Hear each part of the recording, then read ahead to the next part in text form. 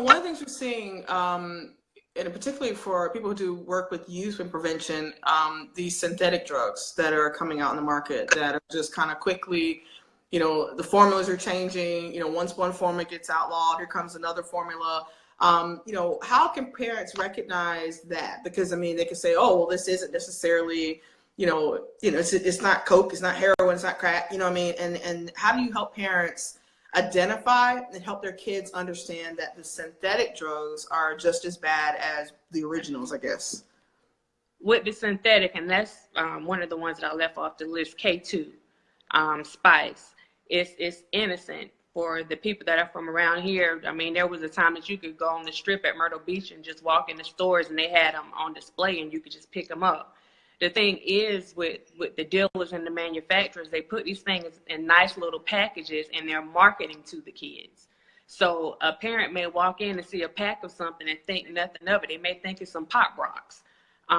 Or just some incense, because that's how some of them are labeled. They're just some innocent incense, but on the package it says not to be consumed by humans.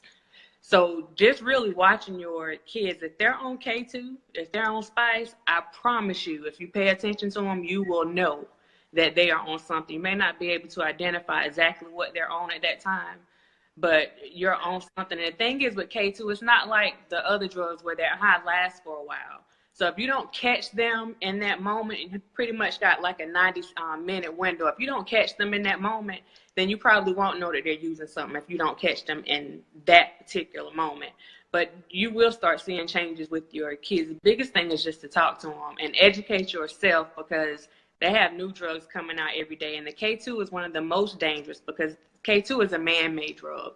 Mm-hmm. And as soon as the government starts figuring out what chemicals are in this one, then they're going to go and change one of the components of the drug so that it won't register. And every time you start figuring out, okay, well, this is it, we have it, then they change the ingredients again. So it's pretty hard, even for testing.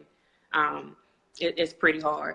But do know they call it synthetic marijuana. It is not marijuana. Most K2 does have THC in it. So that's why they compare it to marijuana, but K2 is not synthetic marijuana. Okay. That's just the name. Well, speaking of it, you brought it up, marijuana. We're seeing across the country, moves to legalize marijuana. And certainly that's not what this is all about, But what would you say for people who would, who are saying, hey, responsibly, well, I guess, that you probably put in quotation responsible use for medicinal purposes, because there are some people who do talk about how that, for glaucoma or the cancer, just patients that need appetite kind of thing, thoughts about that, and say there are parents that, would like to consider that. What advice would you give them if they are considering that and that's the only thing they can get, to eat, or appetite, or those kinds of things? I know it's kind of loaded. That was loaded. I didn't quite mean.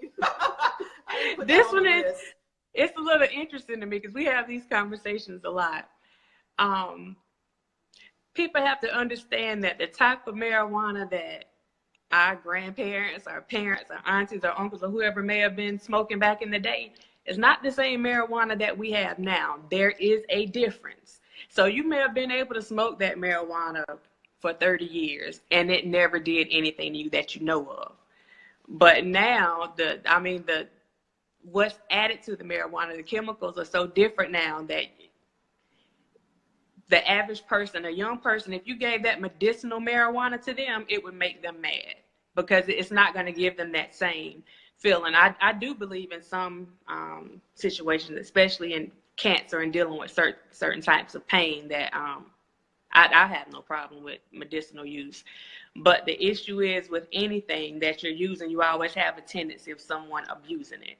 And that's where the problem comes in, because a lot of people are able to get those medicinal cards and there's nothing wrong with them. Sure. So, but marijuana is a big industry right now. So you're going to have a lot more of that happening. I mean, in some areas they have vending machines like soda. So, Yeah, I've heard they have like cafes. Yeah, Yeah, yeah, yeah, yeah. They actually absolutely. have, you can go in, you can get drinks that have the cannabis in it. You can get the brownies, you can get a little bit of everything.